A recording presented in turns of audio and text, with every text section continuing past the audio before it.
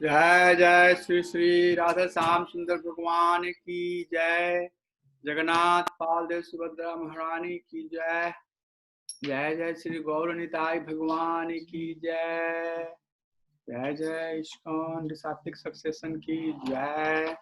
Will chant जय Radha Madhav first.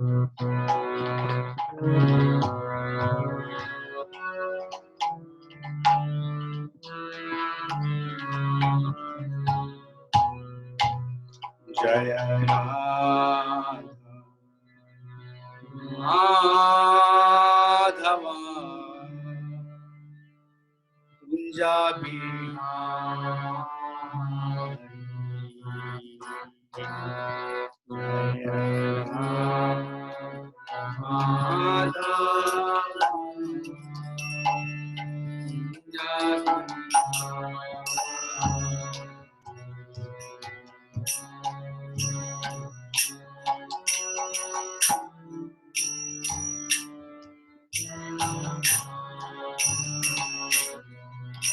जय गोपी जनवल्लभा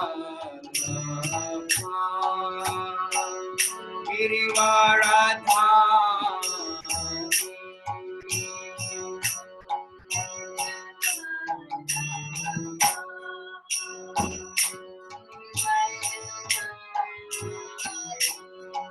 जय गोपी जनवल्लभा गिरिवरधारी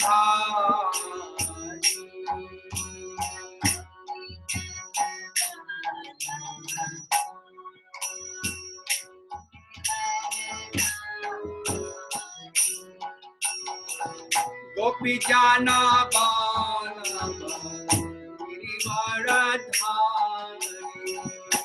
गोपी जाना गोपी जाना बाला गिरिवरधारी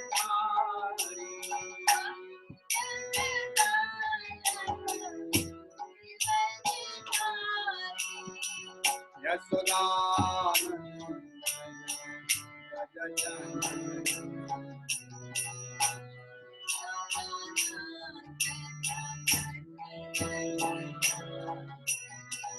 यशोदानंदन व्रत जनरंजना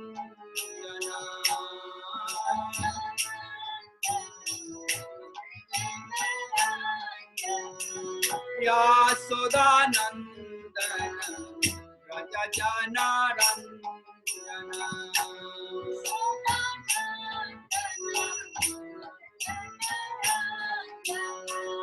यमुना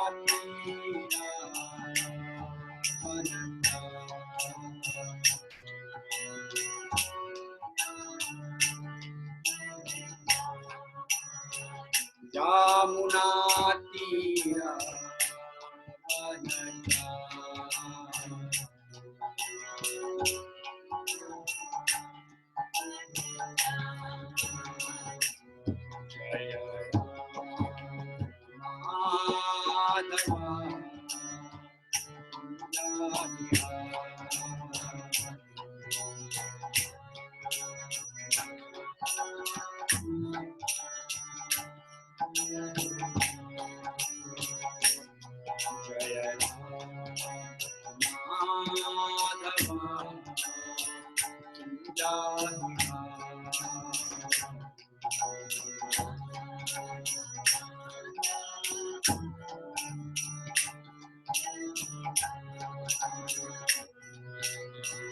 गोपी जनवल्लभा गिरिवरधारी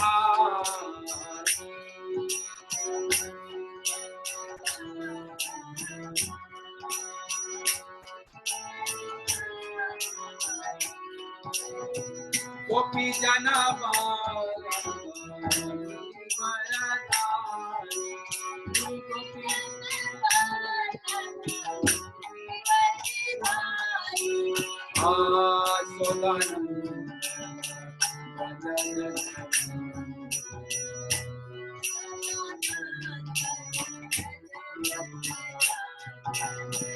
यशोदानंदन व्रत जनरंजना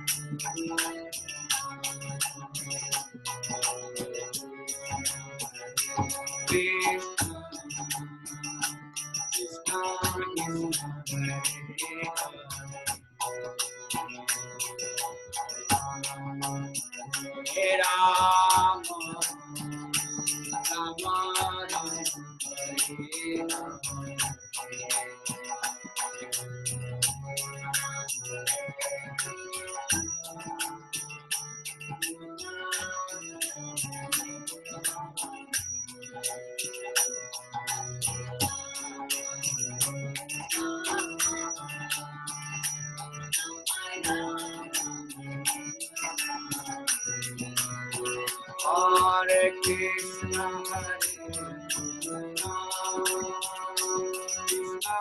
Krishna Hare Hare, Rama Hare Rama, Rama Rama Hare Hare.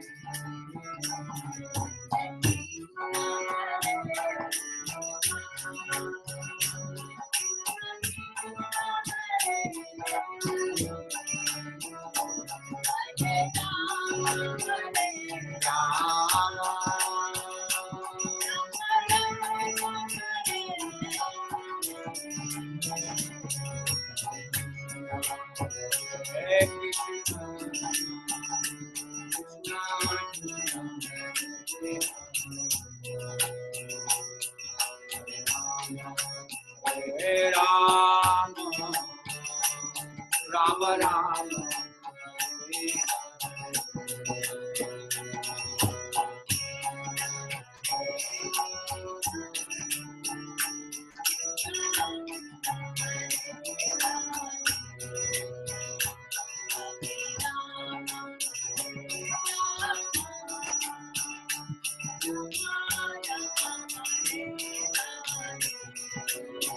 Jaya Rama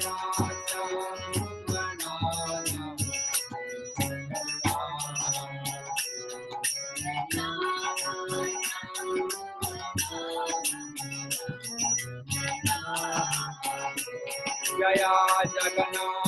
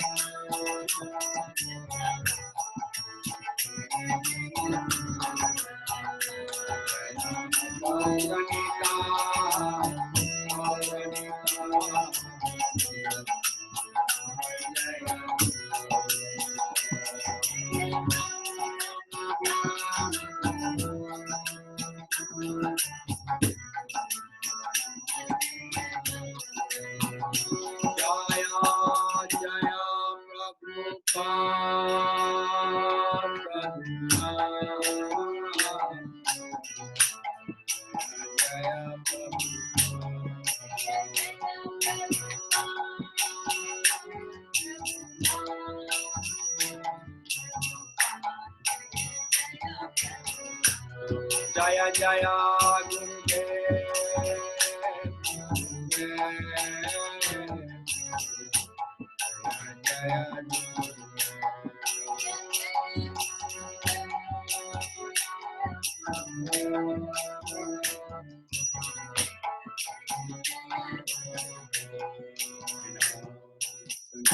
की जय, हरे कृष्ण महामंत्र की जय, जय जय श्री संबल भक्ति वृंद की निताई गौर प्रेम Nandi Hari Hari.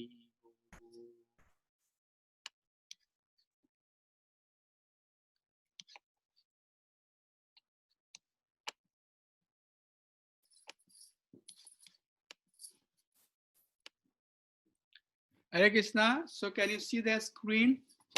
Yes, Prabhu. Thank you. So Om Namo Bhagavate Vasudevaya.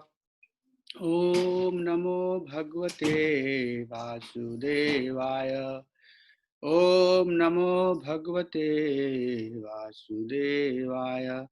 Narayanam Namaskritam Naram Chaiva Narottamam Devi Saraswatim Vyasam Tato Jaya Mudirayat Nasta Prayesu Abhadreshu Nityam Bhagavata Sevaya Bhagavatam Tamasloki Bhakti Bhavati Nastiki Krishnaya Vasudevaya Devaki Nandanaya Cha Nanda Gopa Kumaraya Govindaya Namo Namaha Namo Pankaj Nabhaya Namo Pankaj Maline Namo Pankaj Netraya Namaste Pankaj Angare Granthara Srimad Bhagavatam Ki Jai Jai Jai Shri Shambhala Bhakti Vrinda Ki Jai Nitai Go Nandi Hari Hari Bol. So we are going to continue our reading from Canto 1, Chapter 1, verse number 12. So if you can recite after me, please do so.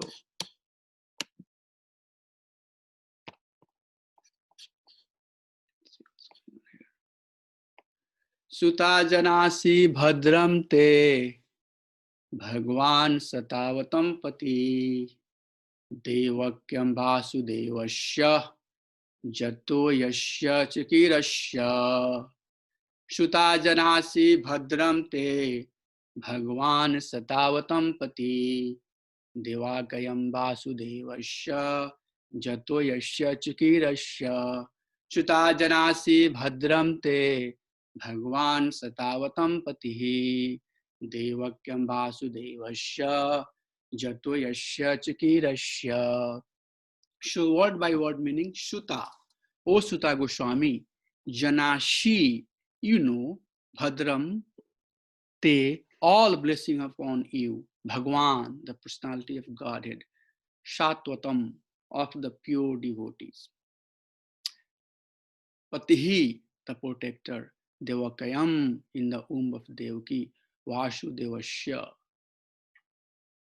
by Vasudeva. Jataha, born of. Yasya, for the purpose of.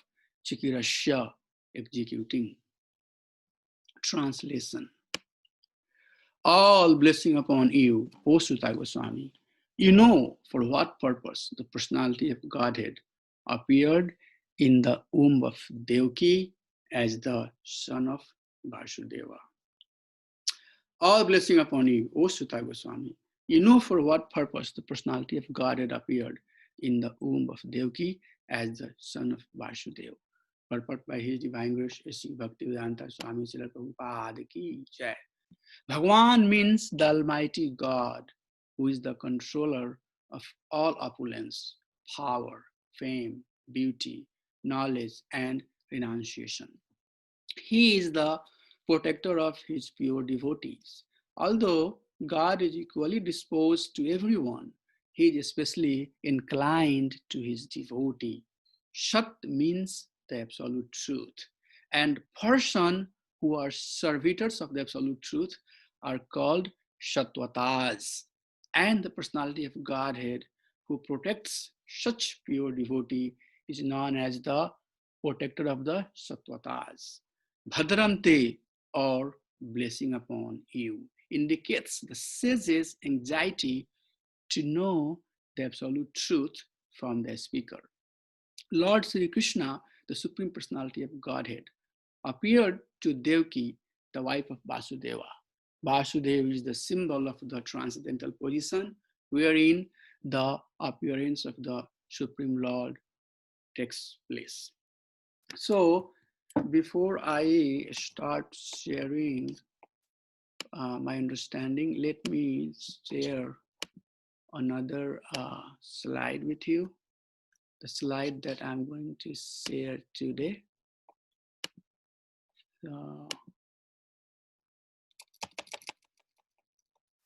Okay. So, Ravi Prabhu, can you see the slide? No problem. Okay.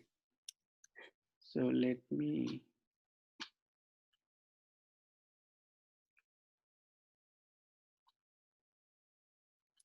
Okay, can you see now? Yeah, I can see. Okay, thank you.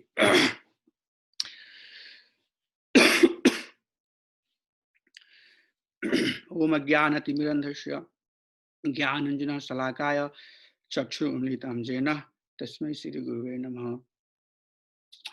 Mukam Karoti Vachalam Pangum Langate Grim Yat Kripatadam Bande Sri Gurum Dinutarinim Paramananda Madhom Sri Chaitanya Ishwaram. Nama Om Vishnu Padaya Krishna Prasthaya Bhutale Srimate Bhakti Vedanto Swami Tinamine Namaste Saraswati Devi Gaurvani Pracharine Nirvishesha Sunyavadi Pashat Deshatarine Vanchakalpatarubhyasya Kripa Sindhubhya Evasya Patidanam Pavanebhyo Vaishnavebhyo Namo Namaha. Jai Jai Jai Sri Krishna Chaitanya Prabhu Nityananda Shri Advaita Gadadhar Sivasadi Gaur Bhakti Vrinda. Hare Krishna Krishna Krishna Hare Hare Hare Rama Rama Rama Hare Hare. जय जय श्री राधा श्याम सुंदर भगवान की जय जगन्नाथ बलदेव सुभद्रा महारानी की जय दिवाइन श्री भक्तिवेदांत स्वामी जी प्रभुपाद की जय जय श्री महाराज की जय. So we have been systematically going over verse by verse, and if you recall every verse that we have spoken, we have gone very extensively and tried to capture the essence of each and every verse. And the beauty of Srimad Bhagavatam is that if you keep on reading each and every verse and meditating upon the verse, you will see that our knowledge, our jnana about the Supreme Lord will increase.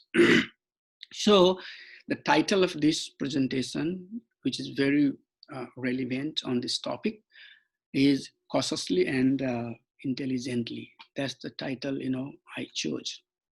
And this is the verse that we just recited. This is the verse number 12.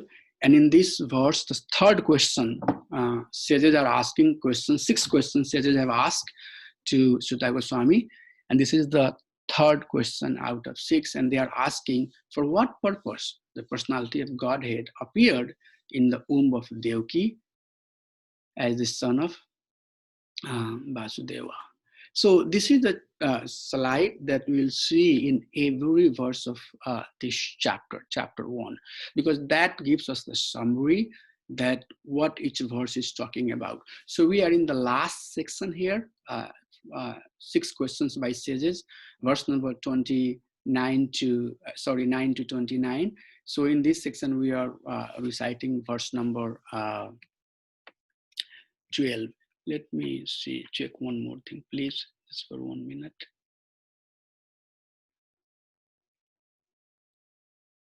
Okay, thank you. So, so we are basically in the 4th section here, where sages are asking questions. So from here, we'll begin into our discussion. So first and foremost, I would like to summarize the purport. So in purport, Prabhupada is first talking, who is Bhagwan? Who is Bhagwan? And all the 6 qualities of the Bhagwan is mentioned here. And then after that, Prabhupada is saying that Supreme Lord is basically protector for the pure devotees. Although God is impartial, but still he is inclined towards his devotee. And who he is giving his protection. Then he is saying that Sattvata, and Sattvatas are basically pure devotees. Sat means absolute truth, and Vata means the one who serve the Supreme Personality of Godhead.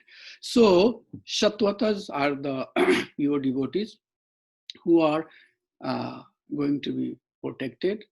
Lord comes to protect Sattvata.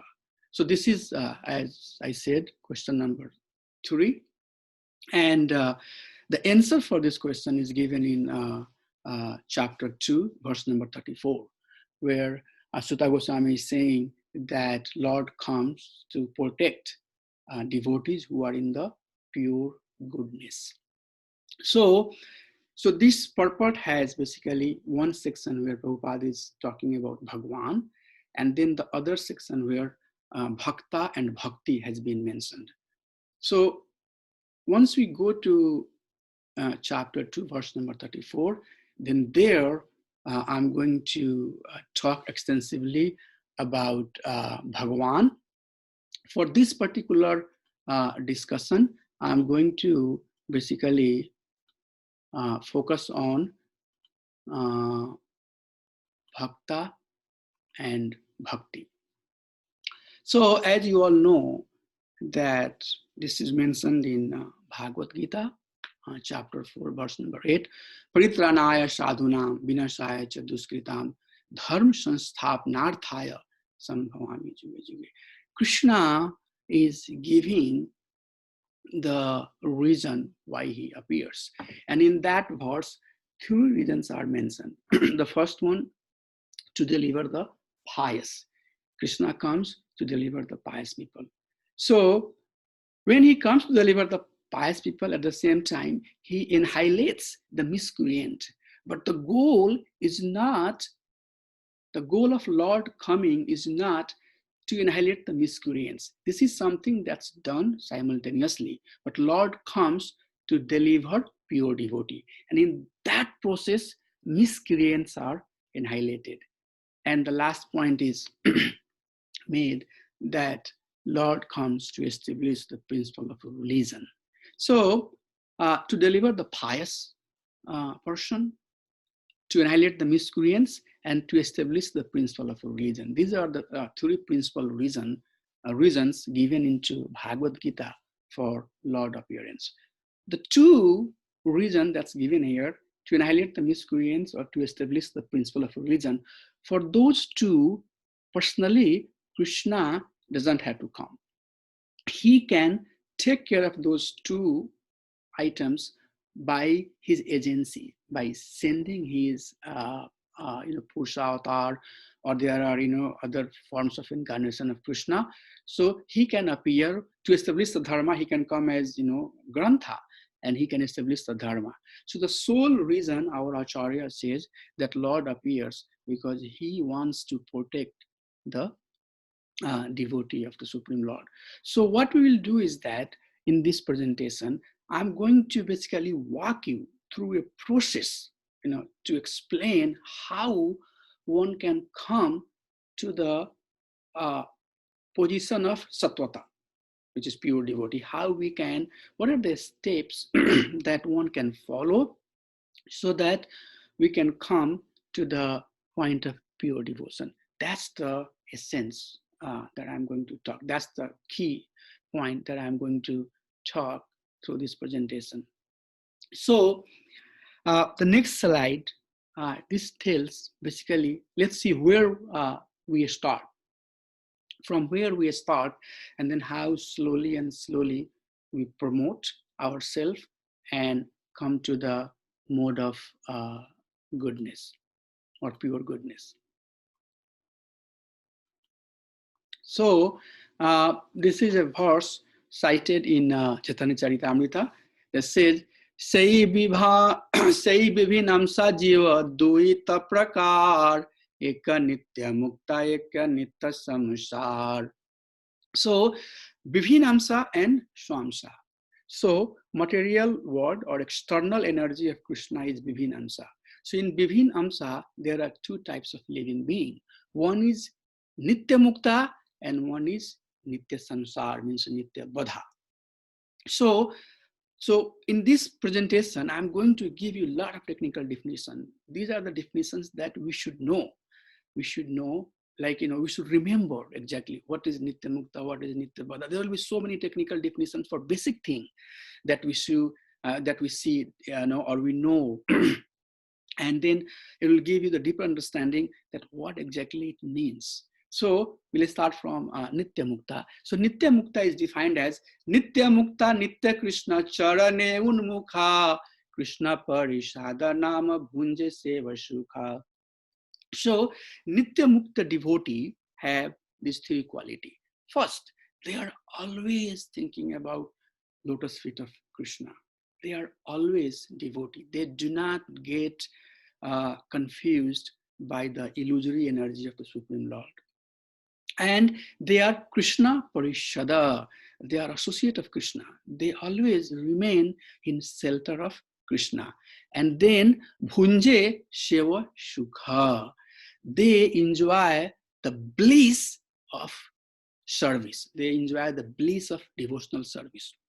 So they don't have to force themselves to enjoy the devotional service of the Supreme Lord. Rather, that's their eternal natural quality. So Nitya Mukta, or fully liberated soul, and 75%, 3/4 of the creation have Nitya Mukta, devotee who are liberated, who are not bound by the conditioning of the material world. But the other type of living being is Nitya Badha. And let's see what's the definition of the Nitya Badha. Nitya Badha Krishna Haite Nitya Bahir Mukha Nitya Samsara Bhunje Narakadi Dukha. So the Nitya Badha are Nitya Bahir Mukha. Their mind is always away from the lotus feet of Krishna. They don't accept Supreme Personality of Godhead as Supreme Person. Nitya Samsara, they have very strong relationship with the material world. So even as a devotee or as an aspiring devotee, we are trying to be devotee of Krishna, but we always find the reasoning. We always have some reasoning to associate ourselves with the material world and trying to find some reasoning to justify our position that is based upon the gradation and understanding of the material surrounding. So that's the weakness of the Nitya Badha. They always associate themselves with the material world. And then what they do, bhunje narakadi dukha. Narakadi dukha means they even live on the earthly planet, but they are going through the same suffering that one will get once they get into the hellish planet. And what do I mean by saying that? The hellish planet is the planet where mode of ignorance are extremely dominant. For example, tamogunas, lust, anger, desire, envy, all of those are highly prominent.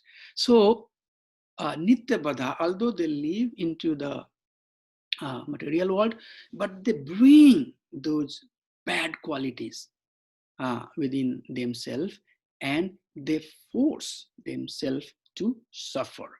So that's the basically demerit of the Nitya Badha, that they are always basically suffering. So in Canto 6, there is a very beautiful verse, and the verse says that Nitya Badhas are like silkworm. So what a silkworm does is that works very hard to create the cocoon. And what happens is that it completely gets trapped into that cocoon and then it dies. So likewise, excuse me, Nitya Badha, the conditioned soul, they are completely trapped into the illusion of material world. And with that trapping, they work day and night, and they create so much attachment and illusion with the material world that they get fully trapped into it. And what that does is that trapping brings repeated birth and death. That trapping basically binds the Nitya Badha into the cycle of samsara, which is repeated birth and death, keep on coming in different forms of life. So that's the condition of the Nitya Badha. So we are going to focus on Nitya Badha, how the soul who are Nitya Badha can come to the point of pure devotion. So that's what basically I'm going to focus on. So Nitya Badha are the soul who are completely trapped, and how they come out of the cycle of the repeated birth and death. Here is the verse that I would like to read. Kama krodhera dasa haina tara lathi khaya bhramite bharmite yadi sadhu vaidya paya tanera upadesa mantre pishachi palaya Krishna bhakti paya tabe Krishna nikat aya. So the conditioned soul is completely trapped by Kam and Krodha. And due to that, it says that Tara Lathi Khaya, he has been suffering, through all the pains and misery. But Brahmite Bharmite Yadi Sadhu Vaidya Paya. But going through the cycle of death and birth, Brahmite Bharmite means just wandering life after life. By mercy of Supreme Lord, if he finds Sadhu Vaidya, a doctor, Vaidya means doctor. If he finds Sadhu as a Vaidya, as an instructor, then what happens? Tanari Upadesa, by his instructions and by his guidance, all the inauspiciousness from his life starts going away. And then slowly and slowly, he comes close to Krishna by getting the Krishna Bhakti. So as you can see, the Nitya Badha in the material world can come or can start devotional service only by the mercy of sadhu. This should be very familiar to all of us. All of us, if you can really look back in our life, there was some saintly person who came in our life and who started instructing us and giving us the guidance. And by their mercy and guidance, wherever we are today, we are. So sadhu plays very, very critical role. What happens is that that sadhu are empowered soul, and they can impart bhakti to the conditioned soul. So this manifests in two ways. One way is that that they can empower somebody right there and make them pure devotee. And those are called Kripa Siddha, and Jagai and Madhai is the beautiful example here, because Jagai and Madhai, by blessing and mercy of Nityananda Prabhu and Chaitanya Mahaprabhu, they, as all of you know, they were very sinner, but right away by their mercy, they came to the platform of pure devotion. So that's very, very rare. Excuse me. The process that I think we need to focus is that the devotional service, how, by the association, we get the seed of bhakti, and how that seed slowly and slowly grow. So this is coming from Bhakti Rasamrita Sindhu. There are 4 waves mentioned in Bhakti Rasamrita Sindhu. So the first one is general descriptions of the devotional service. The second one is Sadhana Bhakti. The third one is Bhava Bhakti. And fourth one is Prema Bhakti. So what is the definition of the devotional service? And very famous verse, 1:11. Anya vilasita sunyam gyan karmadya nagritam anukulena krishnanu shilanam bhakti uttamam. This is very generic definition of the bhakti. Sometimes devotee think that once we become pure devotee, then we have to have these symptoms, but that's not true. The true bhakti, the real bhakti, start when we follow these guidelines. And what is the guidelines given in this definition? Anya vilasita shunyam, anya vilasa. There should be activities, and that activity should be with no ulterior motivation. And then anukulenu krishnanu, it should be done in favor of Guru, Shastra, and Sadhu. Okay, so many times, we think that we are doing some service, but if the service is not aligned with these 3 facts, then that's not a complete service. And devotional service should have some devotional activities, and you know what the devotional activities are, and then it should be done with no other motivation. And third, it should be based upon the instructions of Guru, Shastra, and Sadhu. It should be fully aligned with the mood and mission of Guru, Shastra, and Sadhu. So that's devotional service. And then the second one is sadhana bhakti, and that's what we are. All of us are sadhaka. So this part, this section is very, very critical for us to understand what is sadhana bhakti. So sadhana bhakti has two elements. One is Badhi Bhakti, where rules and regulations are very, very critical. And then the second element is Raganuga Bhakti, where by following the rules and regulations, devotee comes to the higher stage of their understanding of the Supreme Lord, and then everything becomes natural. Such as most of the time, when it comes to Raganuga Bhakti, the example is given as Brajvasi. Brajvasi, they not necessarily follow rules and regulations, but their bhavana, their emotion is so elevated that they are spontaneously loving Supreme Personality of Godhead, Sri Krishna. So these are the two element of sadhana bhakti, but for us the most applicable part is Badhi Bhakti. So we are basically doing the Badhi Bhakti right now. By hearing Srimad Bhagavatam, we are engaged in process of Badhi Bhakti. So Badhi Bhakti or sadhana bhakti is defined very clearly here, and it's given like that: kriti sadhya bhavet sadhya bhavasya sadhana abidha nitya sadhasya bhavasya prakatayam hirdi sadhyata. Kriti sadhya means sadhana bhakti should have some devotional activities.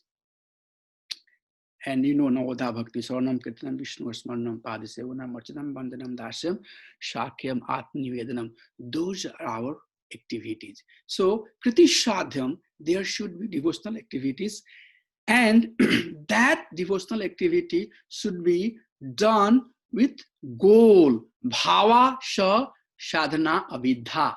So, Avidha is basically process. So, when we are engaged in a devotional service, the devotional service should be done for goal. It's goal-oriented devotional service. And what is the goal? The goal should be how I can get to the stage of Bhava Bhakti and Prema Bhakti. Ultimately, our goal is to obtain the pure loving service of the Supreme Lord. So sadhana bhakti has some activities, and those activities are done with some goal. And while we are doing that, one should not think, oh, you know, I have been doing the devotional service very seriously, so I deserve to get to the Bhava Bhakti or Prema Bhakti. The third element, which is very, very, very important element, is it's Prakatayam Hridi. Prakatya means it reveals. It reveals. It's mercy. It's mercy of Krishna. It's mercy of devotees. So, sadhana bhakti, our endeavor has, you know, lot of saying. Our endeavor has a lot of, you know, potency. But at the end, how much result we'll get, it depends on how we are doing the devotional service. What is our emotion with the devotional service? And that basically pleases the Supreme Lord, and then we receive the mercy. So sadhana bhakti has these three elements, and when we are engaged in devotional service, we should know these three things: why I am doing and what I am doing. Then other two stages, Bhava Bhakti and Prema Bhakti. Those two also have the definition, but I'm not going to share the definition right now. Later on, in the later cantos of Srimad Bhagavatam, I'm going to talk about those two. You know, what are the symptoms of Bhava Bhakti?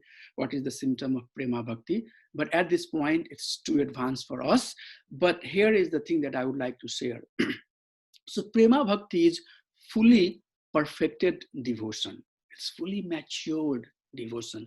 While Bhava Bhakti is almost perfected. It's very close to being perfected.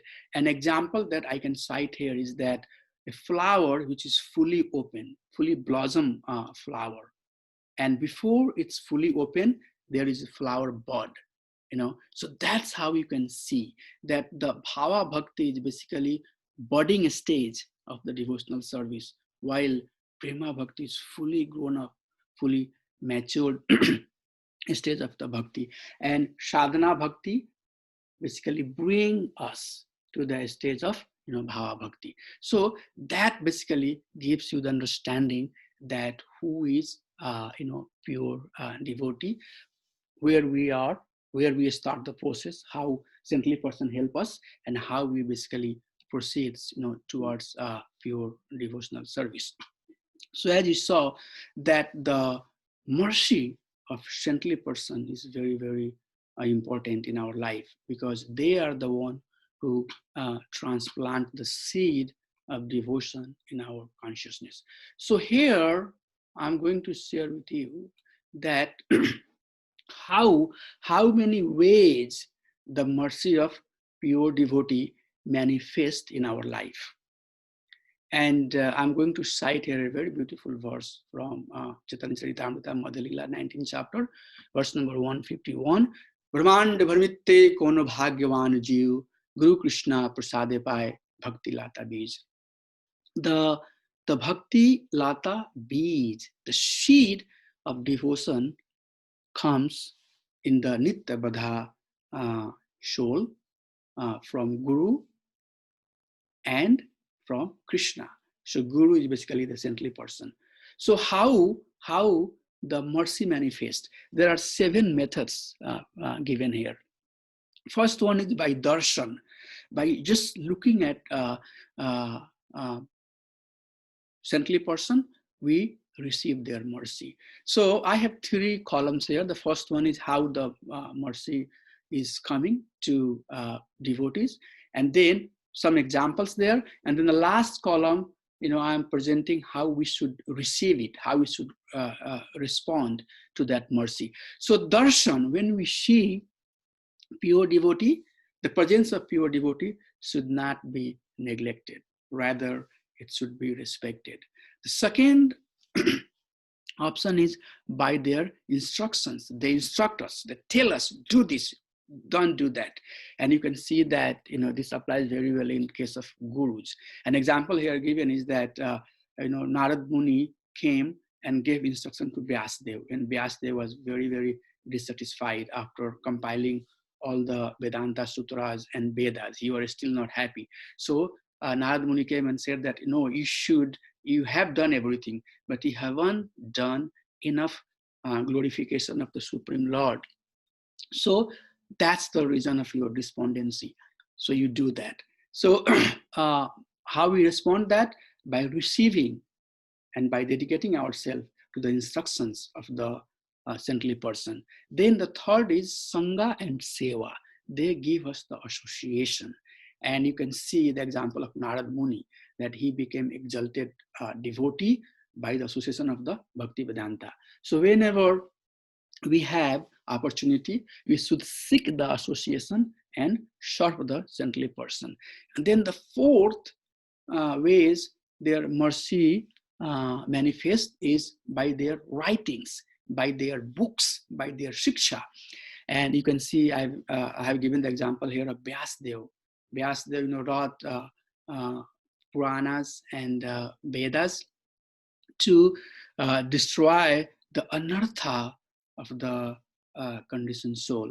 So whenever we have the opportunity to study and apply those teachings in our life, which is coming from saintly person, we should do that. And then the fifth item is prayer. Saintly person, they pray for the liberation, for the welfare of the conditioned soul. That's their compassion. And I am citing here example of Advaita Acharya.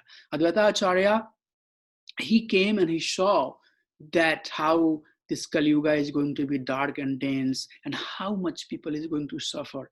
What he did, he prayed, my dear Lord, please come, and give the guidance to the suffering soul.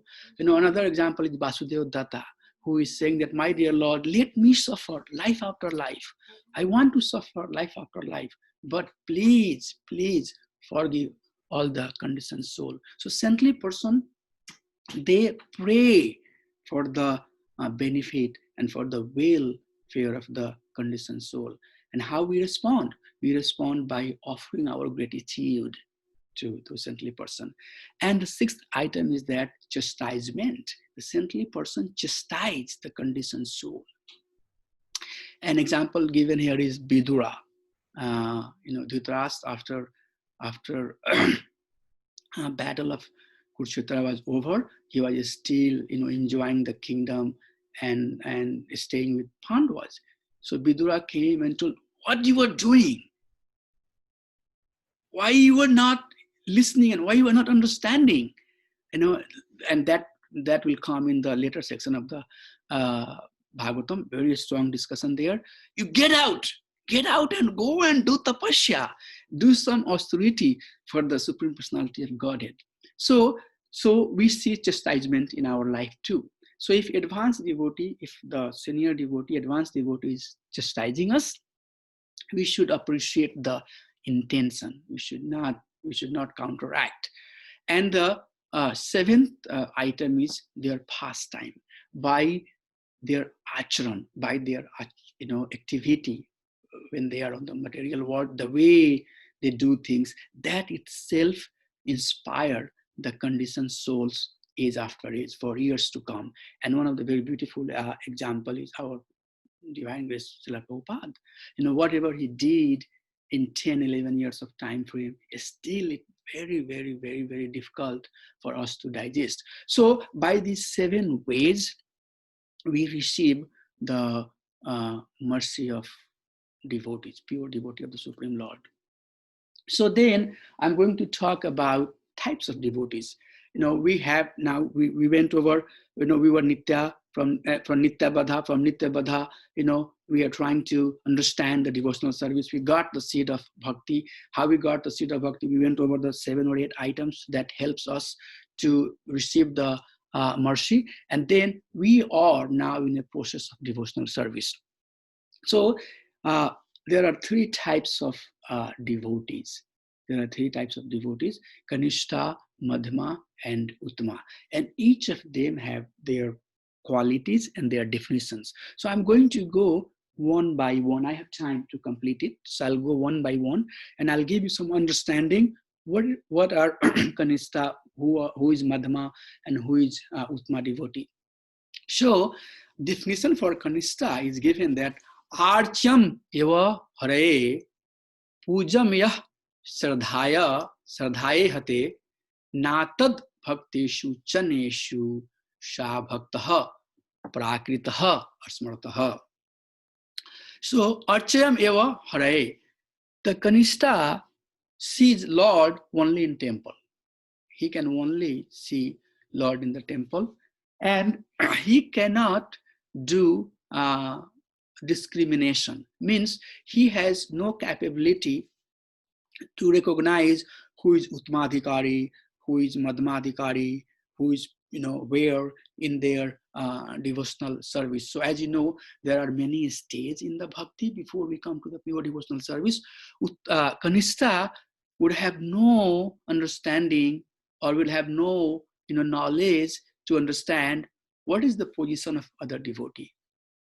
But he will follow the routine very systematically. And then the 4th quality that mentioned here is that they will be quarrelsome. The Kanishta would always be fighting, because they have still the tendency to connect with the samsara. Remember, we talked about the Nitya Badha, and we saw that they always associate with samsara. So in Kanishta stage, devotee is not very advanced, not very pure, and they still have these qualities, but they are in a process which is helping them to go up slowly. So the next stage that comes is Madhma, and definition of Madhma is given that Ishware tad adhineshu balisesu dvistasu cha prema matri kripa iksha yah karoti sha madhyamaha. So Ishware tad adhineshu.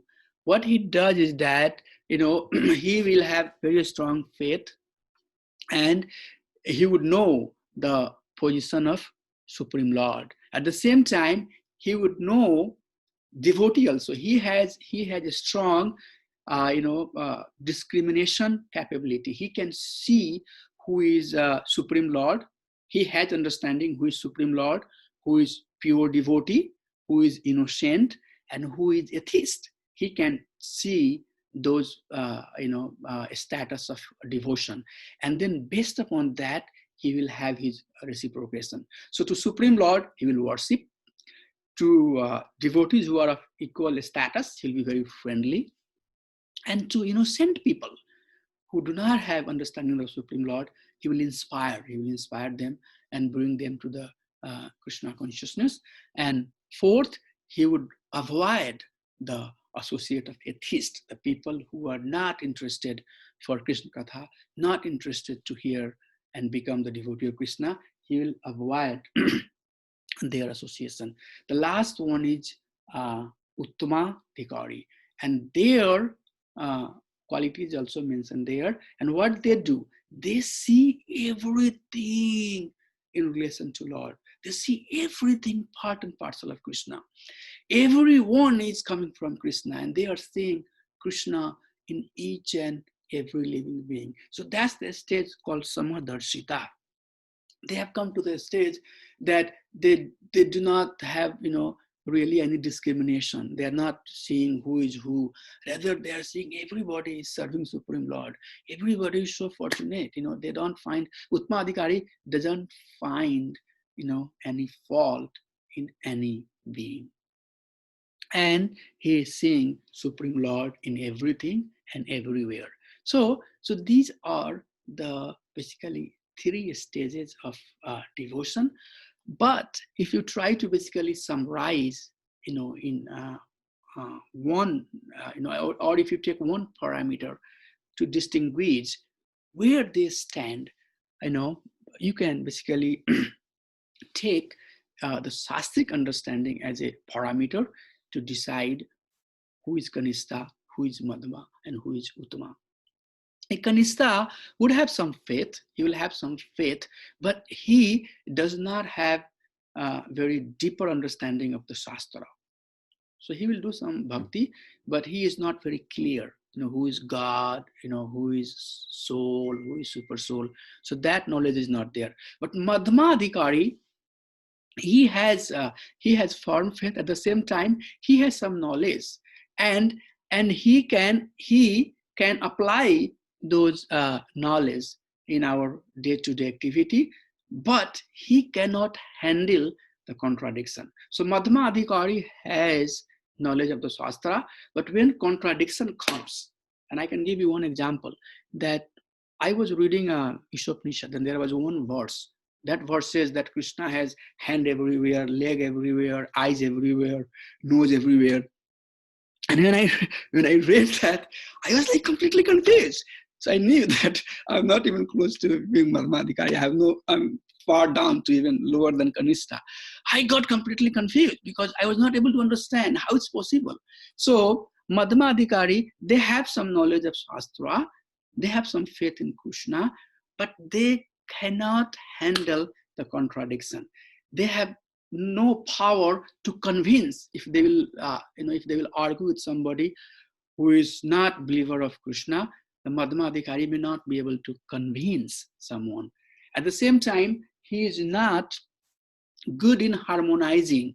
So ultimately, getting the essence of the Shastra and harmonizing the subject and applying that, the essence is that we take the knowledge and we harmonize it. We apply it in our life and we work on that. So Madhma Adhikari cannot harmonize and cannot handle the contradiction of the knowledge. Where Uttama Adhikari is Shastra Nipun. He has the knowledge, he can explain, he can apply the knowledge, and he can convince anybody, whoever comes along him, he is going to convince. So Uttama Adhikari is very, very exalted devotee. But as a aspiring soul, we should at least aspire to come to the stage of Madhma or Uttama platform. So at least these 2 stages we should try to aspire for. So these are some of the understanding we have about types of devotees. And then the next slide is basically quality. What are the qualities of the devotee? So in Bhagavad Gita chapter 12 has very elaborate description. In verse number 13 to 20, Krishna is basically explaining what are the quality of a devotee. So first 8 verse talks about Bhagwan, personal versus impersonal. Krishna is asking, whom should I go for? Should I go for personal feature of yours, or should I go for the impersonal feature? Krishna is saying, no, you should go for personal feature as I am. So Bhagwan is mentioned, and then after that bhakti, devotional service is mentioned, and then the last section of that chapter is talks about devotees qualities, and there are 31 quality mentioned. So I request you to go and read those verses. Also in Canto 11, there are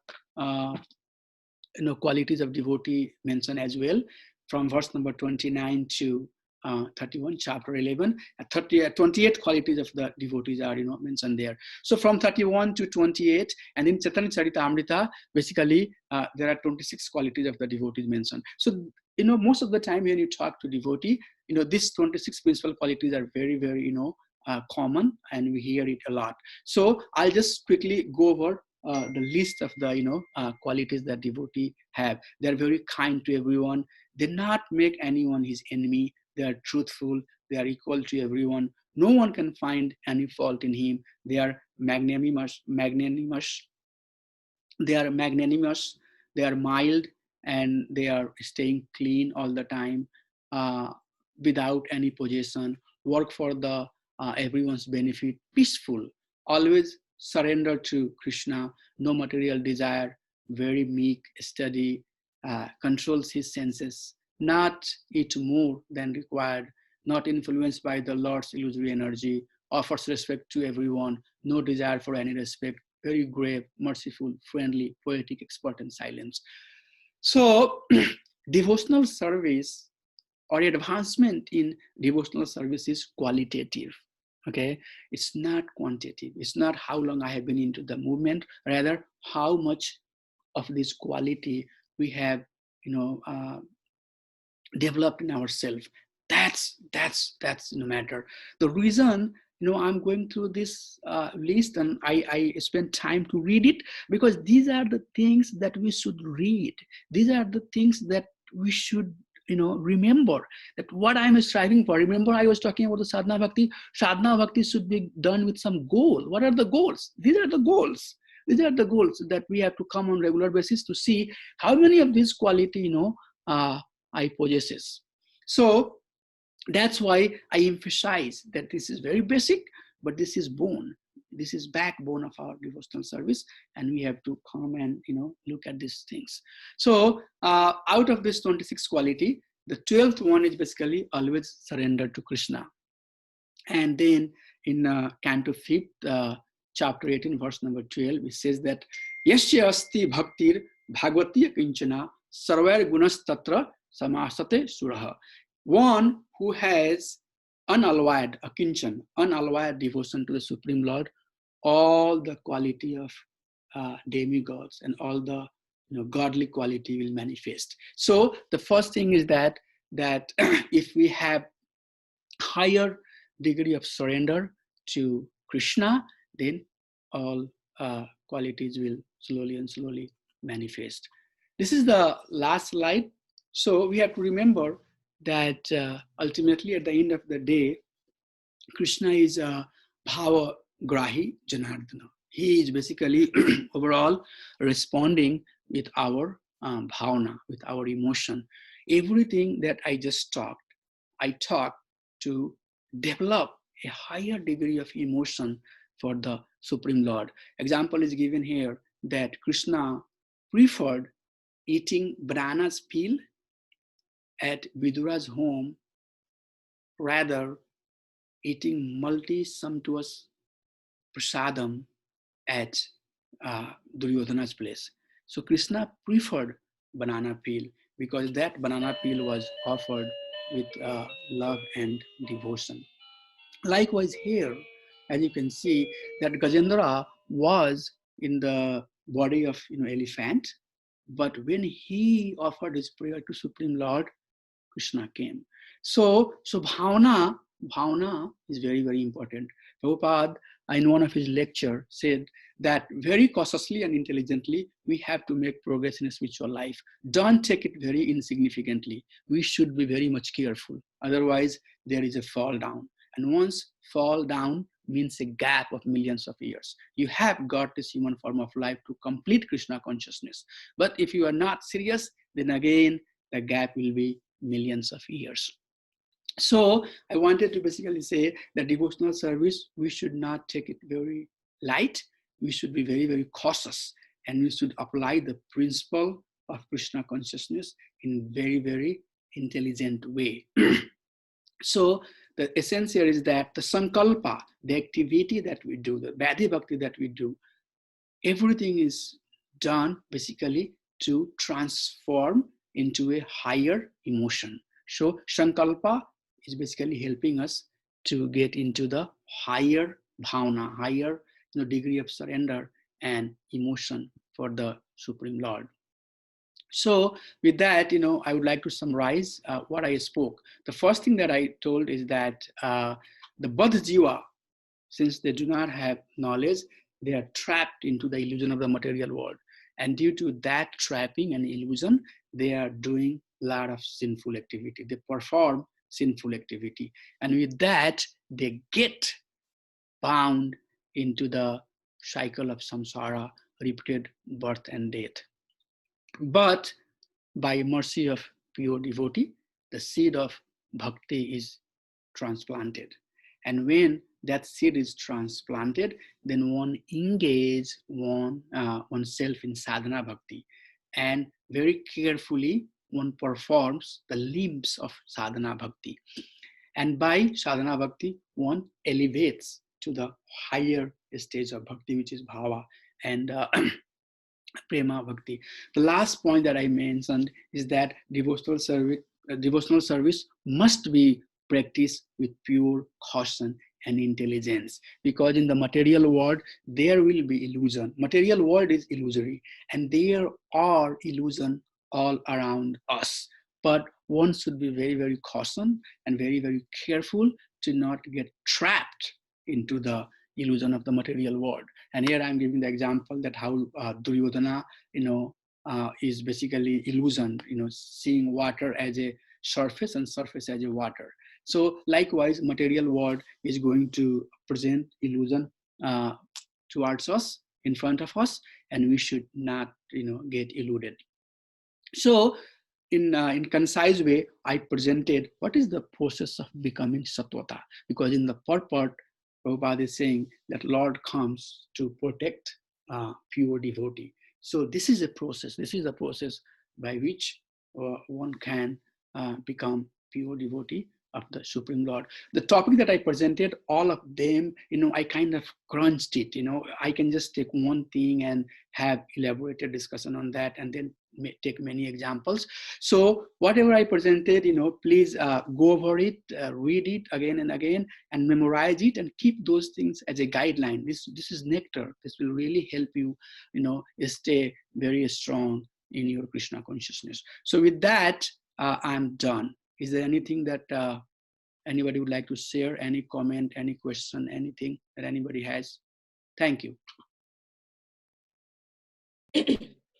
Prabhuji, it was beautiful presentation and very well done. Thank you. Thank you so much. Hare Krishna. Hare Krishna. So anybody has any question? Any other comment? Hare Krishna. Hare Krishna. Oh, sorry. Please go ahead, Prabhu, then I will ask. Okay, Mother. Prabhu, you said Nitya Badha. Can you go to the slide maybe? So, how practical it is going to be with the sadhus association? Yes, with the sadhus association can come to the bhakti level. Nitya Badha means what I understood is a workaholic guy. Nitya Badha is basically conditioning. So I know in the material world, kama, krodha, lobha, matsarga, all the 6 enemies of the mind, those are our, conditioning. Our conditioning is, avidya, asmita, raga, dvesa, anivesa. So these are so Nitya Badha has many components. It's not only workaholic, but, in the very concise way, it's ignorance of our existence, thinking that we are this body. Okay. How practical it is for them to come to this level? I mean, in other way, can you give some practical example that you faced in your life? Guru Krishna Prasade Paya Bhakti Lata Beej. Since you asked a particular example, I just wanted to give myself as an example. Prabhu, I was basically going through my school system, and I had French beard, and I was very, very different type of person, and I never knew that I'll be one day talking Srimad Bhagavatam and giving the lecture on Srimad Bhagavatam. Rather, I had aspiration to become somebody in the material world. I was basically, very good in academic. I ended up going to IIT, and then there I met devotee. I saw book distribution, and I bought Bhagavad Gita, and then I came here, and few devotee came, and they told me that, hey, we are doing some programs. Why don't you come to my house? And I went, and I started liking it. Then I, likewise, I found that, Krishna was always kind of, giving me the opportunity. So everything started because somebody gave me a copy of Bhagavad Gita and preached me and told me some facts about soul and super soul. And that slowly and slowly helped me, come where we are. And now I think that out of everything that I have in my life, the best thing that I have got is that somehow or other somebody was kind at me and gave me the opportunity to aspire for the pure devotion. So that's, you can also see many examples are given in the scripture. Have you heard a story of the hunter Mrigari? He was basically, killing the, living being, animals, not even fool. He was just like hitting them and leaving them, suffer. But by association of Narad Muni, he became, exalted devotee. So there are many, Balmiki Muni is also like that. Goswami Tulsidas, some of these saintly persons, are like that. Our Prabhupada was, basically his life was also transferred when he met. Also, I mean, he is basically Nitya, Mukta devotee, but his pastime, if you understand, his life transferred, when he got the instruction from Bhaktisiddhanta Swami Maharaj. So the point here is that it's basically seed. A pure devotee, a devotee of the Supreme Lord, will transplant the seed, and that seed, depending how you are taking care of that, it will turn into a plant, and then plant will grow, and then it will become a tree. Then it will have the branches and leaves, and then finally it will start giving the fruit.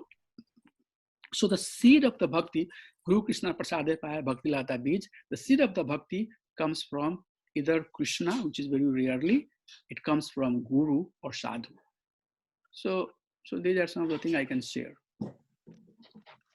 Thank you, Prabhu. So we should be very respectful for the saintly person. When somebody is approaching and saying that, Prabhu, you should do that, or you should do that, or somebody is sharing, it's not to you because you are already, nice devotee, very nice devotee. But, outside people, they do not know this thing, and they don't respect and they don't receive the sadhu. But the sadhu is the one by which mercy of the Supreme Lord descends. So that's what I would say. Anybody has anything that they would like to share? So I basically wanted to ask the same question that Prabhuji asked, like how can we come to the Nitya Mukta stage? So you wrote in this slide like Nitya Mukta means like associate of Krishna. So does that mean like normal Jivatmas cannot become like Nitya Mukta, but only the associates of Krishna are the Nitya Mukta? So if we take examples of like Prahlad Maharaj and Dhruva Maharaj, so are they initially like Nitya Badhas, and then after doing sadhana they became Nitya Muktas?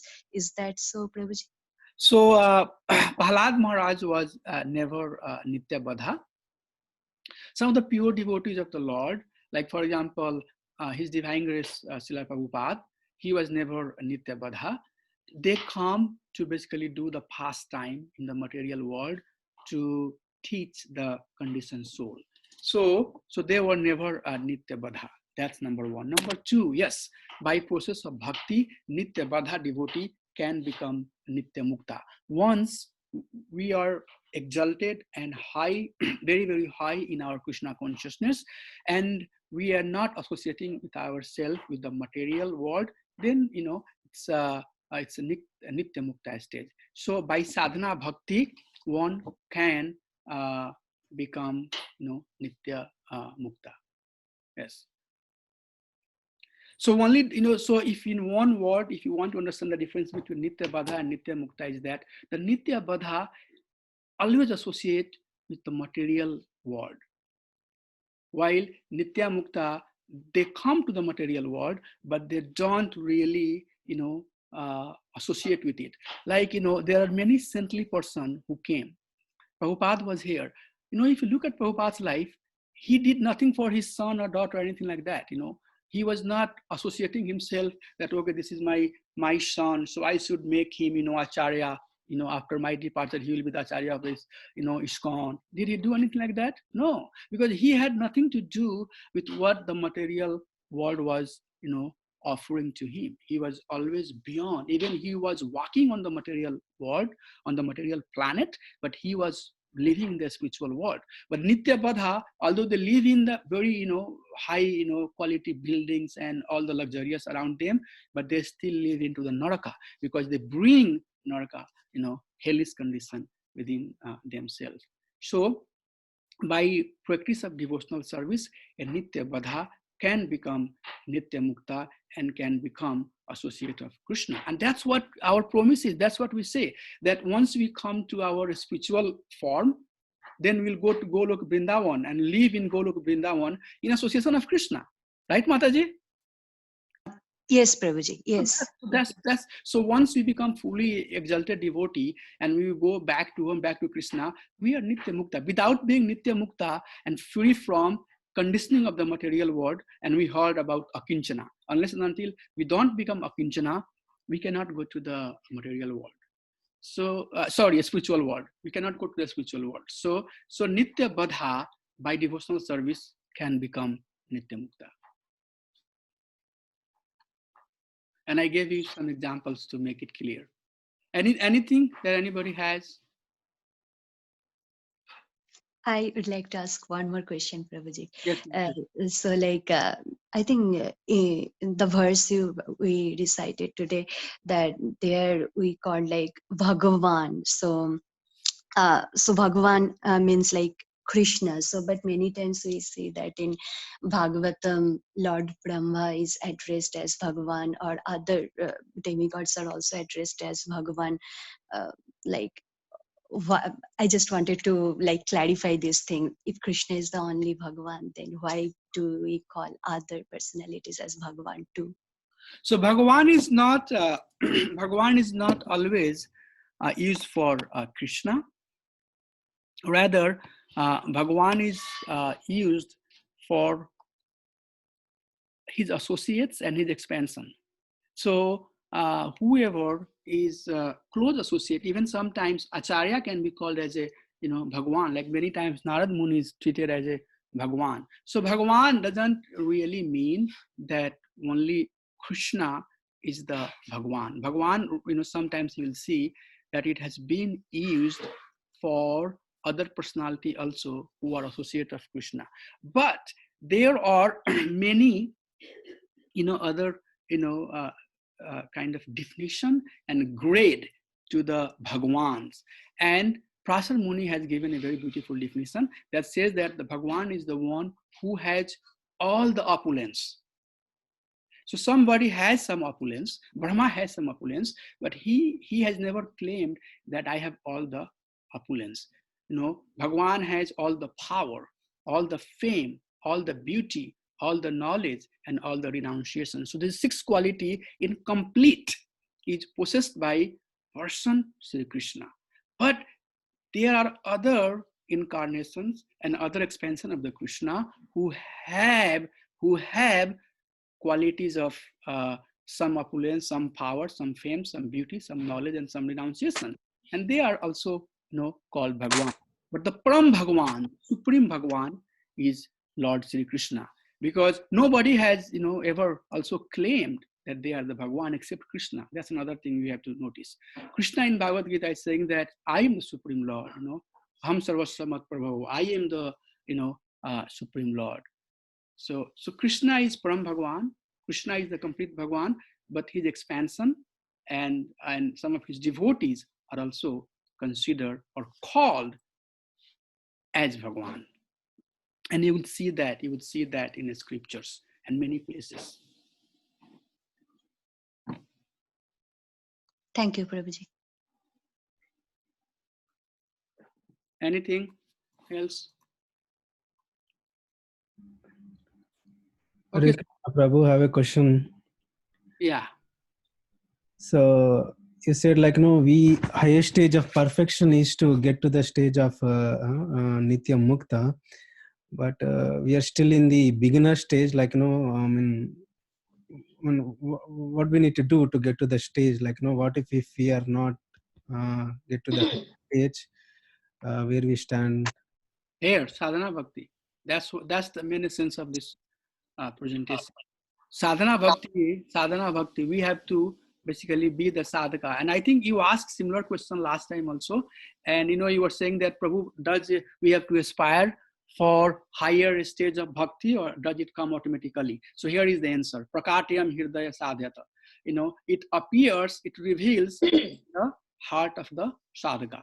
So for us, sadhana bhakti is very, very important. We have to focus on sadhana bhakti.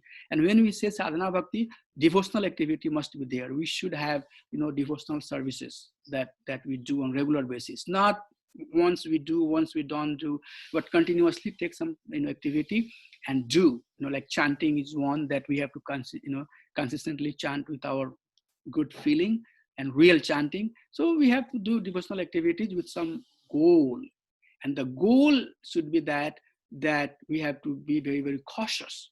We have to be careful that, okay, if I am doing some service, what is my intent? Is it something to please myself, or I am doing something to please Krishna and his devotee? So that's the goal. If we are doing service to please Supreme Lord and his devotees, then that type of service slowly and slowly will help us go to the Bhava and Prema stage. So for us, most important thing is this part here, bhakti, sadhana bhakti. And these three elements of the sadhana bhakti, we have to follow very carefully. May I add something? Yes. My own experience. Yeah.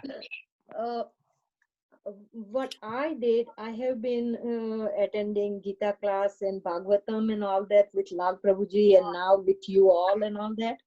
Yes. I try to focus my mind on something. What's missing in me? What are you advising me? And take that point and work on it one at a time from the beginning, so that gradually you come to the point that complete faith and whatever all these points that you have discussed, gradually it comes naturally, because you always, like, I'm very emotional and get hurt if someone does something that displays, not nice. Right. So I decided that anytime it happens, just go ahead and chant in my head, Hare Krishna, and just divert my mind accordingly. Right. So that nothing bothers me like that. And I apply that to any situation that disturbs me. So I'm very, very calm now, and it helped me a lot. Thank you. Thank you for sharing your realization. Yes. Thank you. Thank you. Yes. So basically what happens is that material world, Maya has two quality.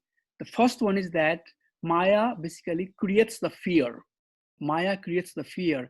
And then once we are fearful, then Maya makes us suffer. These are the two qualities of the Maya, and we will come to that discussion. What is Maya and how does it act? So Maya will create fear. oh, if you don't do this, what will happen?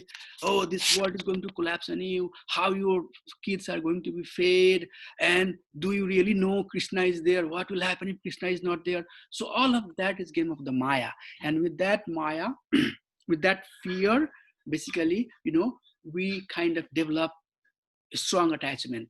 So bhakti, what bhakti does is that it's basically, take care of all that klesa, the fear, the attachment that we have in the material world. As heart is purifying, chetodrapna marjanam bhamahadavagni nirvalpanam, as our heart is purifying, as those dust are being rubbed off and getting away, as we are becoming more pure, we become more kind of transparent and clean and clear, and then those fear and attachment will subdue. So what you were talking about is basically the result of sadhana bhakti. So if you are well situated in your bhakti, this is how it will work. So thank you so much for sharing your realization on that subject. Appreciate it. Anything? Thank you so much, Hare Krishna. Hare Krishna. So thank you so much. And as I said, there's a lot of information that I shared, and this is basically all of you have a lot of knowledge. So my point was that I wanted to walk through these things, give some definitions, and please, keep those things in your memory. Take those as your guidelines and continue practicing the sadhana bhakti. And one day, all of us will be very happy. So thank you so much. Hare Krishna, Dandot Pranams, and I'll see you all tonight at 7 o'clock for our daily Bhagavatam recitation. Vansh kalpat tarubhyasya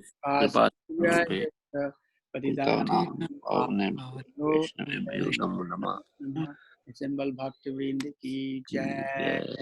Thank you so much. Hare Krishna. Hare Krishna. Thank you very much, Prabhuji. Hari Hari Dandava. Oh, Venu Prabhu, Hari Bol. Very well, Prabhu. It was a very wonderful summary, Prabhu. Thank you very much. Thank A lot of nice reminders on devotional service. Thank you. Hari Hari. Hare Krishna. Hare Krishna, Prabhu. Thank you, Prabhu. Prabhu.